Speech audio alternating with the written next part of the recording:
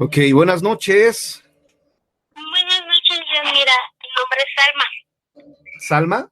Ajá. Ok, adelante, amiga. ¿De dónde hablas? Mira, hablo aquí de Catepec, de Morelos. Ah, ok. Quisiera, ahora sí que es una experiencia que algo me pasó hace mucho tiempo. Ujú. Te lo voy a resumir. Sí. Primero, hace muchos años yo tuve una amiga, ella se embarazó, falleció con todo y la bebé. Ay, Dios. Y Ajá, entonces a mí ella me decía, aún así después de muerta yo te voy a cuidar. ajá. Pasó. Después me casé, tuve a mi hijo Ujú, y entré a trabajar a perfumería. ujú. Hubo una vez que yo primero pasé un sueño.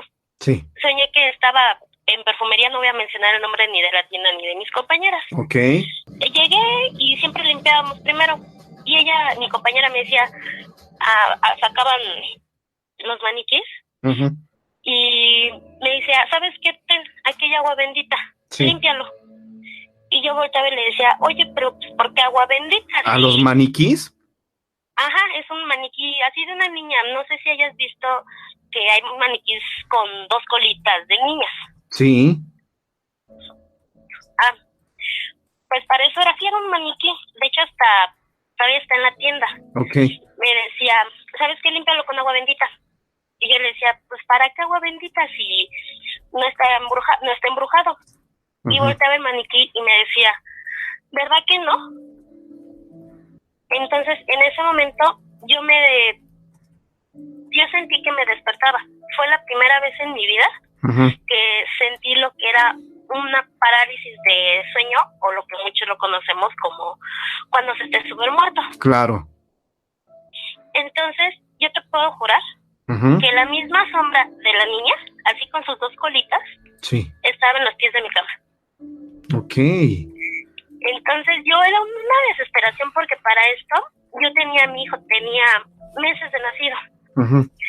Entonces yo quería gritar, quería moverme y no podía, pero no veía en sí la cara de la niña, Ujú. pero sentía su mirada. Ya. Entonces en eso yo nada más logré hacer un va. Entonces en ese momento nada más hice el va y como que reaccioné. Ujú. Me paro y volteo y digo, ¿fue verdad? O en mi mente, ¿fue verdad? ¿Fue un sueño? ¿Qué?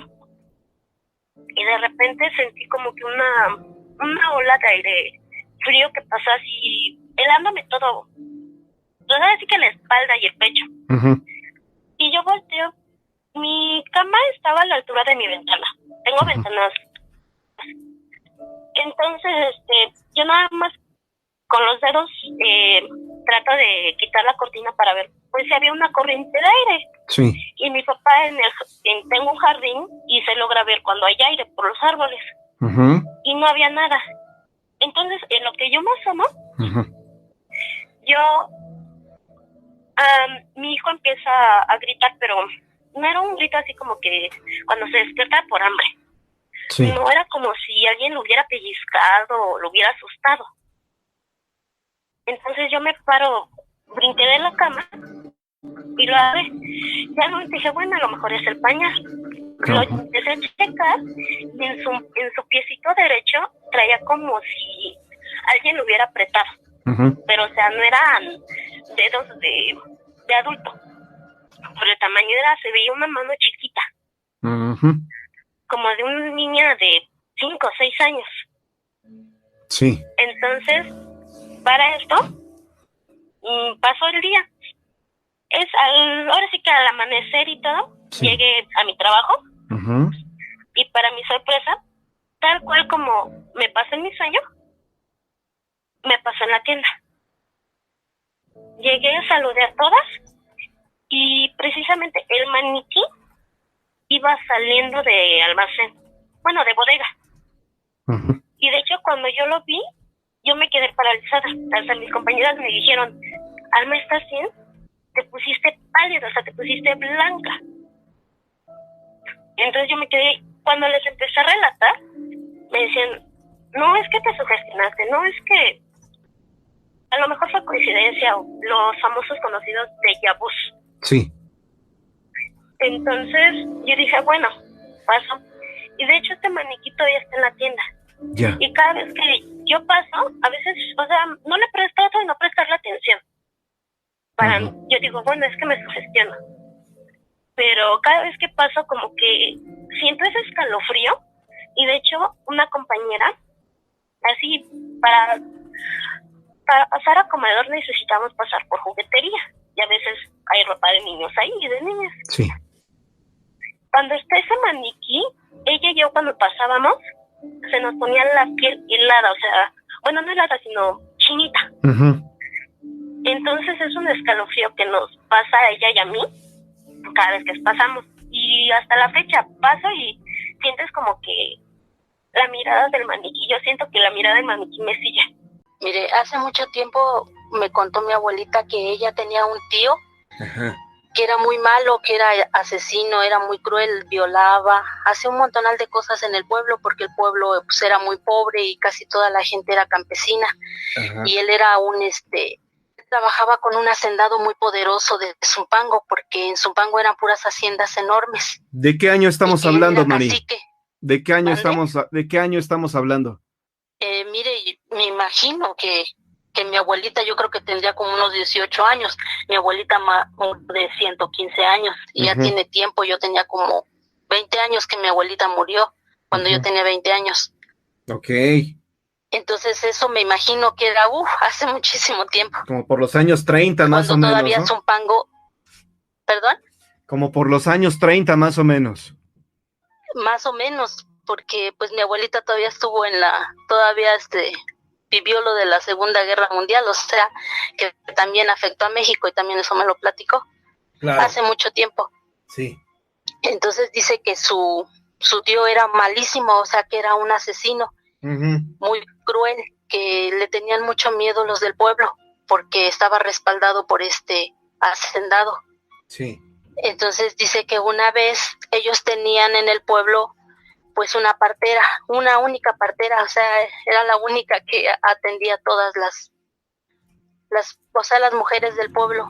Sí. Y dice que un día este señor la vio a la señora que iba a atender un parto lejos y llevaba a su niña y llevaba un bebé chiquito de brazos. Sí. Y que la fue siguiendo y en un lugar ya muy solo la atacó. Entonces dice mi abuelita que su niña se echó a correr y fue a avisarle al pueblo, a los del pueblo, que pues este señor estaba atacando a su mamá. Y pues cuando llegaron los del pueblo, pues ya no encontraron nada, pero dice mi abuelita que de la tierra salía una manita chiquita del bebé, que este señor violó a la señora y la mató, pero el niño estaba vivo. Entonces dice que a su niño se lo pegó en un pecho y así la enterró con el niño vivo. Desgraciado. Pero el niño sacó su manita. Entonces dice que sacó la manita del bebé y pues la gente se enardeció. Sí, como porque no. Pues era la única partera de ahí y la querían mucho, era una señora muy querida. Entonces buscaron a esta persona y dice que lo lincharon. O sea, lo mataron bien feo. Claro. Fue todo el pueblo y lo lincharon y que pues después dice mi abuelita que pues lo estaban velando a este señor. Sí. Dice, estábamos velando a mi tío y pues en ese tiempo no había luz, nada. Dice, había pura vela. Dice, y nosotros estábamos ahí pues velándolo cuando de repente escuchamos un tropel. Un tropel. Dice que venían un montonal de caballos. Dice, y se vino un airerón y nos apagó todas las velas. Todas se apagaron las velas. Dice, y de un caballo bajó un hombre. Dice que se le veía cómo le relumbraban sus espuelas de sus botas, como si fueran de oro. Se veía todo de negro. Dice, no lo alcanzábamos a ver bien, pero le veíamos cómo relumbraban sus botas. Sí. Dice, se acercó al féretro, dice, y lo abrió, y se quedó unos minutos mirando el cadáver. Y después se fue, se subió a su caballo y se fue. Ya. Entonces todos quedamos petrificados.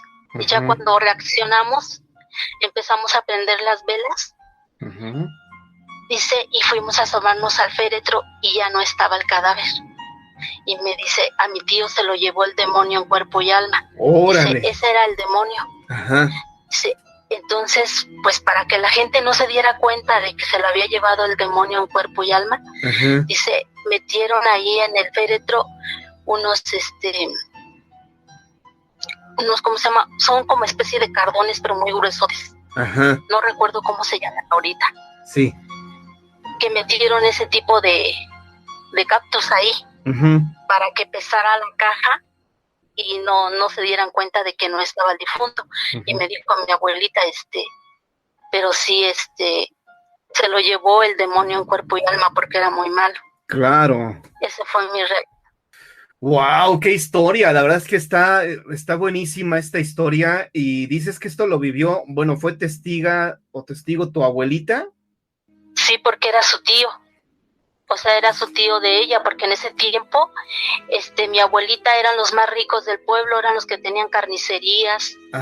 Y la demás gente era campesina, era gente muy humilde, y mi abuelita era la que tenía más dinero de esa familia, porque también mi abuelito también era Yo no las viví. Tengo una de un tío que vivía en Guanajuato, en los 60s, vivía en un rancho que se llamaba Campo Guanajuato, y él pues siempre trabajó en el campo y arriaba sus vacas, y un día de noche pues se agarró la juerga y se echó unos tragos, y se le hizo tarde para meter las vacas al corral.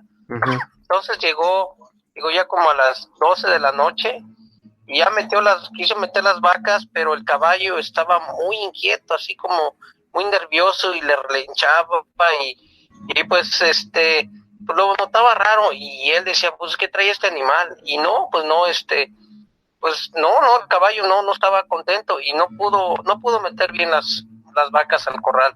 Entonces, este pueblito ahorita ya es un pueblo más sofisticado, ya hay carreteras, ya está más civilizado. En aquel tiempo pues era pura terracería, y en ese tiempo las personas mayores se ponían a echarse su traguito afuera de su casa o fumarse un cigarro, y pasó él en el caballo, y el caballo pues iba relinchando, iba de malas, o pues iba mal el caballo, y entonces había dos viejitos afuera de sus casas. Lo saludaron, le dijeron, buenas noches, don Pepe. Mi tío se llama José. Buenas noches, don Pepe, a los dos. Y mi tío se quedó así, pues diciendo, lo dejó así. Como la borrachera que traía, pues no le puso atención. Estoy llegando a la casa, al del rancho de mis abuelos allá en Guanajuato, en el corral. Metió el caballo, pero ya el caballo ya estaba más sereno. Entonces, la cosa está en que ya el caballo lo vio sereno, ya lo dejó así. Entonces al día siguiente se quedó con la duda, dijo, ¿por qué me dijeron eso? Regresó al día siguiente en la mañana y encontró a los viejitos allí afuera de sus casas. Les digo, oigan, pues, ¿por qué me saludaron anoche y me dijeron que venía a los dos? Dice, es que usted traía montada otra mujer, venía una mujer montada atrás de usted y lo venía agarrando. Y él dice que nunca vio nada y el caballo estaba inquieto, John. ¿Cómo ves? Sí, fíjate que los caballos son los animales más nerviosos, y antes se usaban los caballos para detectar o encontrar las tumbas de los vampiros. Entonces, cuando el caballo no quería cruzar sobre una tumba, era señal de que ahí estaban, que había un vampiro, porque te digo, los caballos, al ser animales muy nerviosos, pues no pasan por ahí. Y con relación a las historias de fantasmas, los caballos también los detectan y evidentemente reaccionan de esta forma. Oye, pero ¿qué aspecto tendría esta mujer fantasma? No, pues que los viejitos la vieron como toda de blanco y con el cabello largo, pero no se le veía la cara, nomás iba abrazada de él hacia atrás de la cintura, y el caballo iba pues obviamente respingando, y iba agitado, y que el caballo iba muy agitado. Ya cuando llegó a la casa, al rancho, me lo metió al corral, y el caballo ya estaba más sereno. De ahí ya no le quedaron ganas de irse de juerga y llegar temprano a su casa. Y mi tío ya era casado, pero pues andaba de ojo alegre. Y ya no le quedaron ganas de andar haciendo eso. Ok. Y la otra historia de ese mismo rancho, donde eran mis abuelos ahí en Guanajuato, de una mujer que le gustaba mucho el baile, le gustaba mucho el baile. Entonces, en aquellos años, pues se lo usaban con antorchas, o de estos, eran unas como, ¿cómo se llaman estas linternas? Pero de esas de petróleo. De gas. Ya, de gas. Entonces, la señora oía música y decía, no, pues la música está instalado en el rancho fulano. Bueno, iba con su linterna y no oía y no llegaba ahí, no, pues no se oía nada. No, pues aquí no es. Y así la traían de un lado para otro, pero que al final oía unas carcajadas horribles. Sí. Entonces después lo que pasó, que fue que se perdió la señora y no la encontraban. Entonces al día siguiente se unieron varios grupos de personas a buscarla y la encontraron, pero ya toda desubicada, como oída, la señora como en otra onda. Pero lo que platican que esa montaña estaba como encantada, pero decían que a lo mejor se le había aparecido el diablo, o el diablo la traía así como jugando con ella, de ponerle música aquí, música allá, y la traía desubicada porque se le apagó la antorcha. Sí. Y ya no supo ni para dónde ganar. Okay. ¿Cómo ves? Fíjate que hace pues como unos 2 años un joven me relató una historia similar, pero tenía que ver con la Llorona. Y esto le sucedió a un caballero que obviamente vio a una mujer muy atractiva, la siguió y perdió la razón, es decir, se volvió loco y tuvieron que inclusive meterlo a un seminario, porque cuando lo sacaban del seminario, de nuevo perdía la razón. Entonces, bueno, pues... Esta señora también quedó así como ida, porque la encontraron al otro día y con la ropa desgarrada, como arañada, así como ida, como en otro mundo, porque le gustaba mucho el baile y no hacía caso de atender a su marido ni a sus hijos. Qué condenado. Yo pienso que fue una lección que le dio el diablo. Claro. Esa fue más o menos lo que me imagino. ¿Cómo ves, John? Bueno, pues muy interesante Esas son las dos historias. Buenísimas, y fíjate que pues muy similares a las que ya me han narrado diferentes amigos, y esto nos indica que en diferentes partes de la República Mexicana se presentan hechos muy similares a los que se reportan, ¿no?, cotidianamente. Sí, John, eso es lo que me narraron a mí también mis tíos, lo que me platican, porque ellos vivían en ese rancho. Y me platicaron varias historias y pues me gustaba oírlos, porque yo en ese tiempo tenía como unos 8 o 10 años y me encantaba oír esas historias. Y me acuerdo perfectamente cómo me la narraron y dije, se la voy a compartir a John. Bueno, Julio, te agradezco muchísimo que te hayas comunicado al programa y sobre todo que nos compartieras esta historia.